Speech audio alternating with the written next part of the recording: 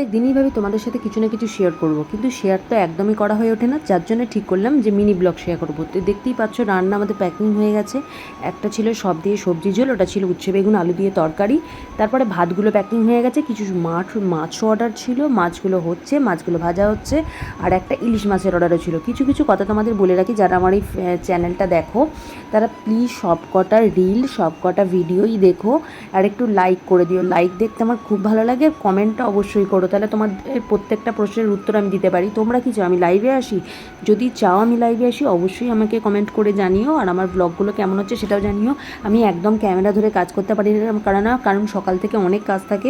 যার জন্য এবার থেকে ঠিক করেছি প্রত্যেক দিন একটা করে ছোটো ছোটো কি 2-3টে করে মিনি ব্লগ আমি তোমাদের দিয়ে দেবো। তোমরা প্লিজ একটু চ্যানেলটাকে সাবস্ক্রাইব করে দিও, আর পাশে থাকা বেল আইকনটা অবশ্যই বাজিয়ে দিও, যাতে আমি তোমাদের রোজ একটা করে ভিডিও দিতে পারি। কারণ তোমরা আমার মনোবল বাড়ানোর জন্য একমাত্র সঙ্গী। আমি জানি না আমি ঠিক মতন কথা বলতে পারছি কি, তবে চেষ্টা করব তোমাদের মন ভালো রাখার আর নিজেকেও ভালো রাখার। এটা আমার ভিডিও কোনো ইনকামের ভিডিও নয়। ইনকাম করা তো অবশ্যই পরে, অনেক দূরের প্রসঙ্গ। আগে হচ্ছে তোমাদের মন জয় করা। এই দেখো ইলিশ মাছটা ফুটছে।